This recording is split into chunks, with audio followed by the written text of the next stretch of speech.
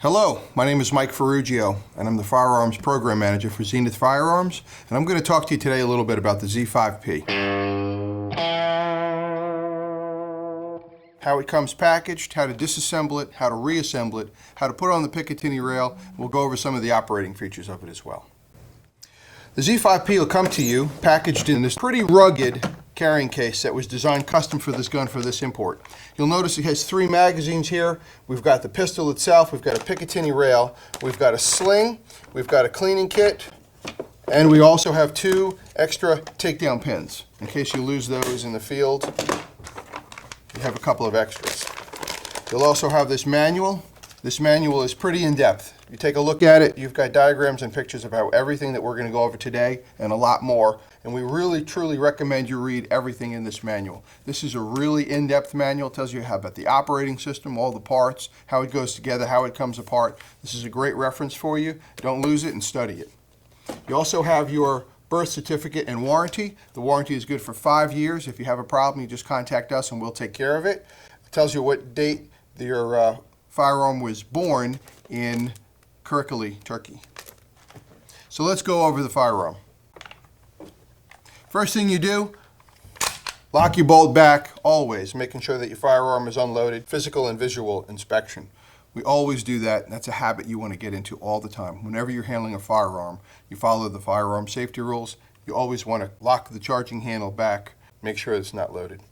So this is the Z5P. This is a little bit different than some of the other Z5s. The Z5P and the Z5K have a truncated rear. The K has a truncated front as well, but the P has a 5.8-inch barrel because we have this 3-lug front end and the threaded front end. Now this 3-lug end is made for a quick adapter for the flash suppressor or for a silencer. We also threaded the front 1/2 by 28, and that's so that those that have a suppressor with that threading, which is very common, can thread that right on there. The front end here, you have your front sight. It is a post inside of a circle, protected. In the rear, you have your adjustable rear sight. This is a turret sight. It has 4 different turrets, similar to the turrets you'd see on a castle. The widest one is for the closest in shooting, where you had to acquire a very quick sight picture. The narrowest one is for when you're aiming further away and you want to have a little bit more fine aiming. The gun comes in this black enamel and polycarbonate lower. It is marked pretty clearly with its safety. You've got a 0 and a 1. 0 is obviously it won't fire. 1 is it'll fire 1 round. This is set up in ergonomic design so that you can go from a non-firing safe position to a firing position very easily. Let's take a look at a magazine. The case comes with 3 magazines, but if you turn the magazines on edge, you'll notice that if you have an extra magazine or if you buy an extra magazine, it was designed to actually hold 4. Now, to load the firearm, it's best to start with the charging handle locked to the rear. Let's go over that again. The charging handle has this little notch in the back of the charging handle tube, so that when you pull the charging handle back, you can lock it into that temporarily. Now, the way this is designed to get the maximum energy out of the spring is just to strike this with the palm of your hand, and it lets the bolt go forward.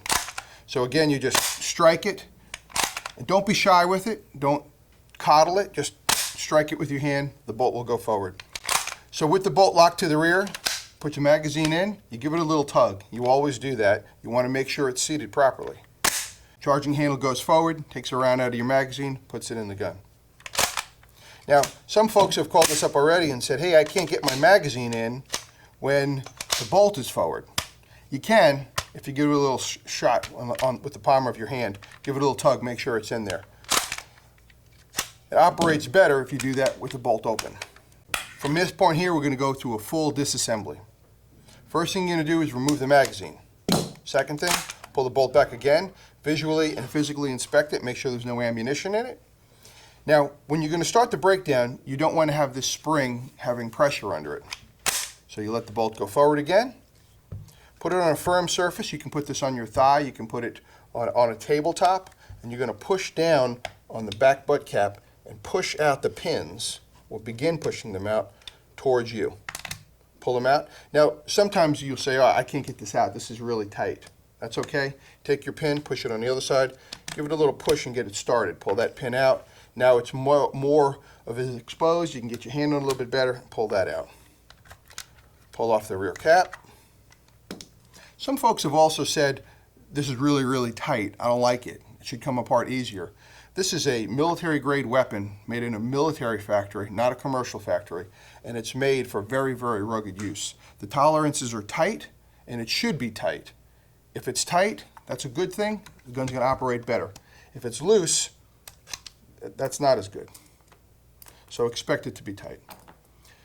There's the 3 pins. Pull off the lower. This lower is also called the trigger housing. Inside here is the trigger pack. I'm going to show you how to take the trigger pack out, but I don't want you breaking it down past the trigger pack. So you're going to take this axle, rotate it up to 12 o'clock, pull the axle out, grab onto the trigger pack, give it a little wiggle, it'll pull right out. Now, you do want to go that far when you're field cleaning it. Let's also take off the front handguard. Same pin size. If it's tight, push it with another pin. Handguard comes off. One of the questions we get a lot is, are other parts from other roller locks interchangeable with this? And the answer is yes. This will interchange with parts from the same design roller locks wherever they're made. Obviously, if you're trying to pull full auto parts in this, it won't work. It's designed so that you cannot, in order for us to get it imported, you cannot be able to just drop in full auto parts. So here's how you have it broken down so far. One other part you want to take out is the bolt carrier assembly. The bolt carrier assembly has the recoil spring that we were mentioning earlier when you charge it. You can remove the recoil spring from the bolt carrier if you want to. A lot of folks don't. They leave it separate. Both ends are the same, so it's interchangeable if you're going to put it back together. Now, here's your bolt carrier and your bolt itself. You'll notice 5 millimeters of play in there. When you push the bolt back, the 2 rollers stand out. These rollers engage in the front of the upper here. That temporarily locks the firearm. Once the bullet leaves the barrel, the pressure drops a little bit and the delayed recoil operating system will function. The rollers will then go in and the bolt can slide back, and the bolt carrier can slide back. So to disassemble this further for field cleaning, you're going to hold it upside down. You're going to hold on to the bolt and you're going to rotate it about 45 degrees. Once you rotate it 45 degrees, it'll slide right off. Now you'll have the locking piece and the firing pin still engaged. Turn that another 45 degrees. Now this is under spring tension, so when you turn it that last 45 degrees, expect to feel it pop in your hand. You want to hold on to it so it doesn't go flying. Once you turn it to 45 degrees, control it and pull it out. Put your bolt carrier down. Now here you have the locking piece. The locking piece is made up of 3 components as well: the firing pin, spring, and the locking piece itself. Now you have the firearm broken down for field cleaning. Everything here can be cleaned with the standard solvents that you would use. You want to use a bronze or a brass brush. You want to clean the barrel from the chamber end, pushing in one direction. You want to clean all of these pieces off with that same brush. You can use a nylon brush as well. Don't take the trigger pack apart any further unless you're trained to do it. You should be able to clean this out from the outside with a brush or a spray cleaner. So now we're going to reassemble our Z5P. It goes back together the same way it came apart, only in opposite order. We're going to take our trigger pack, drop it into our lower or our grip assembly. Once you push it down in there, you take your axle, start it at the 12 o'clock position, rotate it in, slide it through, bring it down to the safe position or the 0 position. If you want to function check this individually, you can. But what you don't want to do is let the hammer fly forward on its own. You want to catch it with your thumb or with your palm because it's going to be just striking the internal components here. It can handle it, but it's just not a wise way to handle your gun. So you put it in fire, put your hand here, let the hammer fly. And you can see how it operates. Put it back to safe, set it aside. So we're going to put the bolt carrier and the bolt together first. We're going to take the locking piece, the firing pin, put those together. We're going to take our bolt carrier, slide the locking piece in, turn it counterclockwise to you about 45 degrees. Take your bolt itself, fit it over it, turn it the other 45 degrees, it locks in place. You'll notice you'll have your 5 millimeters of play in here. When you push it back, the rollers come out. When you push it forward, the rollers can come in. Take our recoil spring, pop that into the back of it. Take our upper, just go ahead and drop it straight in, let it hit the bottom, that's fine. Take your lower, line up the pinholes, put in one pin there. Take your back cap, your end cap, put it on. Use your palm, push down. Again, it should be kind of snug. Push one pin through, push the other pin through. Take your hand guard, slide it on, line up the holes, push that through. Now, you're fully assembled. What you're going to do is do an ops check, an operations check. Pull the charging handle to the rear and lock it, knock it forward. Take it from safe to fire, pull the trigger, and listen for the hammer falling. You hear it fall, keep the trigger pulled back, pull back the charging handle again, still holding on to the trigger, let it go forward. Now when you let the trigger go forward, you should not hear the hammer fall, and it did not. You should do this twice. Move it to fire, pull the trigger, you should hear the hammer fall. Pull the bolt back, let it go forward, let go of the trigger, and you should not hear the hammer fall. If we do not, put it back on safe.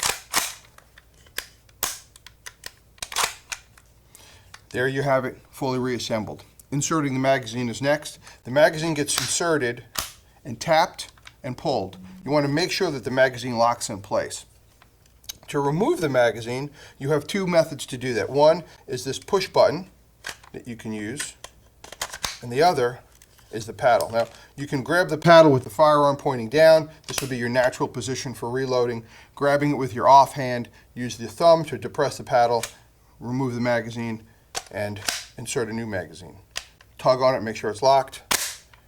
Let the bolt go forward, it'll strip off around, you're ready to fire again. Now, the last thing we want to cover is putting on the Picatinny rail. I use a bull bag to hold the gun for me while we do this.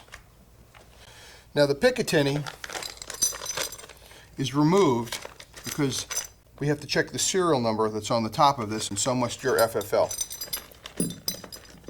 Once we put this on, it will cover up that serial number. Now the Picatinny rail has a rounded front end and a squared rear end. The rounded front end goes forward. It goes forward, and you know that's the part because you need a little bit of clearance for the charging handle. There's two flat parts on the upper here, two flat parts inside there. Kind of slide it until it gets locked on. When you feel it locked on, take your 4 screws, drop them into these holes. Now to do this, you're going to need a 2.5 millimeter Allen wrench. The larger, the better. Give you a little bit more dexterity with it. Drop in your 4 bolts. Get your Allen wrench. Now, these little nuts have a beveled edge. That beveled edge is what catches up against the gun. So these go in with the beveled edge up and in towards the firearm. When you slide this in, try to let gravity help you. Start from the front, start sliding it in, holding on to it. Slide it in until you can get the threads to catch. Now, so I've got it started. I don't want to make it very tight. I just want to have a few threads in there so I still have plenty of play with the rest of the Picatinny. One done.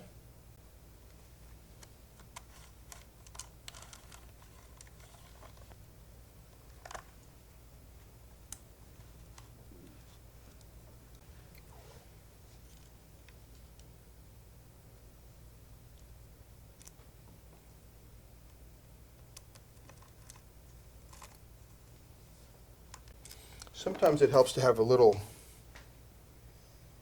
pin or punch to help hold it in place.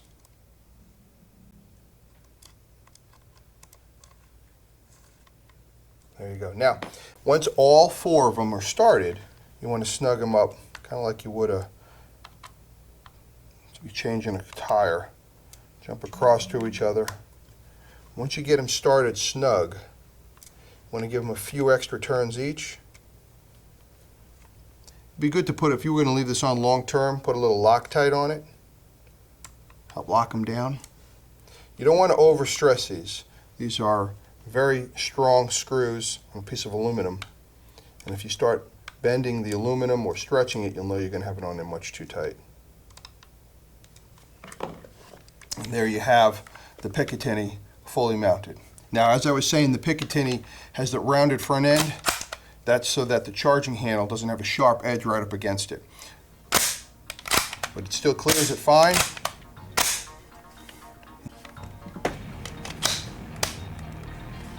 And there you have your Z5P with Picatinny installed, ready to go.